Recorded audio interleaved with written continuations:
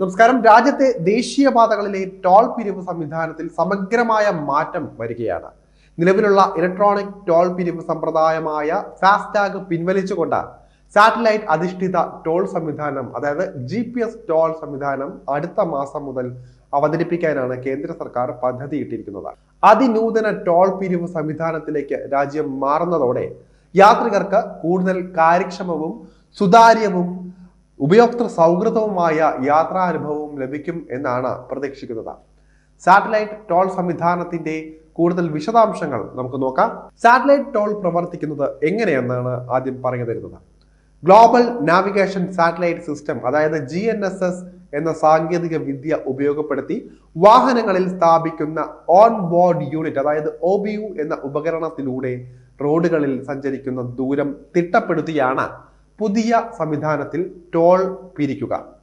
വാഹന ഉടമയുടെ ബാങ്ക് അക്കൗണ്ടിൽ നിന്നും ഓട്ടോമാറ്റിക്കായി സഞ്ചരിക്കുന്ന ദൂരത്തിനുള്ള ടോൾ ഈടാക്കുന്നതാണ്. സാറ്റലൈറ്റ് ടോൾ സംവിധാനം രാജ്യത്താകമാനം പൂർണ്ണമായി നടപ്പിലാക്കുന്നതോടെ നിലവിലുള്ള ടോൾ പ്ലാസകളും അപ്രസക്തമാകും. നാഷണൽ ഹൈവേ അതോറിറ്റി ഓഫ് ഇന്ത്യയ്ക്കായിരിക്കും സാറ്റലൈറ്റ് ടോൾ പിരിവ് സംവിധാനം സജ്ജമാക്കുന്നതിനുള്ള പൂർണ്ണ ഉത്തരവാദിത്തം. ആദ്യഘട്ടത്തിൽ ട്രക്കുകളും ബസ്സുകളും ഉൾപ്പെടുന്ന വാണിജ്യ വാഹനങ്ങളിലായിരിക്കും പുതിയ സംവിധാനം നടപ്പിലാക്കുക. തുടർന്ന് രണ്ടാം ഘട്ടത്തിലാകും സ്വകാര്യ വാഹനങ്ങളും ചെറുവാഹനങ്ങളും സാറ്റലൈറ്റ് ടോൾ പിരിവ് സംവിധാനത്തിന് കീഴിലേക്ക് കൊണ്ടുവരിക.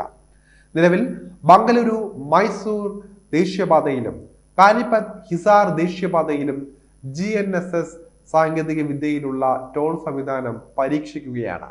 ഇനി ഇതിന്റെ നേട്ടങ്ങൾ എന്തൊക്കെയാണെന്ന് നമുക്ക് നോക്കാം. ടോൾ പിരിവിലെ തുല്യതയാണ് ഏറ്റവും ഹൈലൈറ്റ് ആയി പറയാനുള്ളത്. പ്രവേശിക്കുമ്പോൾ നിശ്ചിത നിരക്കിൽ ഈടാക്കുന്ന ടോളിന് പകരം സഞ്ചരിക്കുന്ന ദൂരത്തിനുള്ള തുക മാത്രം ഈടാക്കുന്നതിലൂടെ കൈവരുന്ന തുല്യത. ടോൾ ബൂത്തുകളിലെ കാത്തിരിപ്പിന്റെ ആവശ്യമില്ലാത്തതിനാൽ ദേശീയപാതകളിലൂടെയുള്ള സുഗമമായ സഞ്ചാരം സാധ്യമാകുന്നുണ്ട്.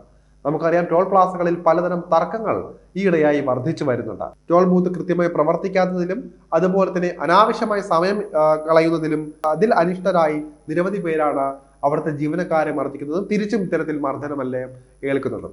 ഇതിനെല്ലാം തന്നെ ഒരു പരിഹാരവും ഇതിലൂടെ ഉണ്ടാകും. ടോൾ പ്ലാസകളിലെ കുരുക്ക് ഇല്ലാത്തതിനാൽ തന്നെ ഇന്ധന നഷ്ടവും കുറയുകയാണ്. ഇവിടെ വാഹനങ്ങളിൽ നിന്നുള്ള കാർബൺ ബഹിർഗമനവും കുറയുന്നതിലൂടെ പരിസ്ഥിതി ആഘാതവും കുറയും. തത്സമയ വാഹന നീക്കവും അതിനനുസരിച്ച് ഓട്ടോമാറ്റിക്കായി പണം ഈടാക്കലും നടക്കുന്നതോടെ ടോൾ പിരിവിൽ കൂടുതൽ സുതാര്യത വരും. നമ്മൾ ഇതിൽ ചെയ്യേണ്ടതായി ഒന്നും തന്നെ വരികയുമില്ല. കൂടുതൽ ഡിജിറ്റൽ വൽക്കരിച്ചതും കാര്യക്ഷമവുമായ ഇൻഫ്രാസ്ട്രക്ചർ സംവിധാനത്തിലേക്കുള്ള മുന്നേറ്റമാണ് ഇതിൽ കാണിക്കുന്നത്.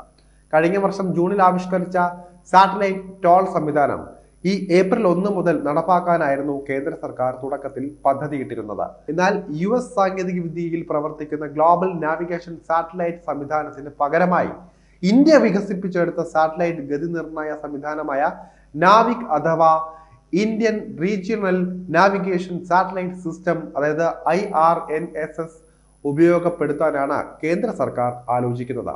ഇതിനാലാണ് കാലതാമസം എന്നാണ് റിപ്പോർട്ടുകൾ.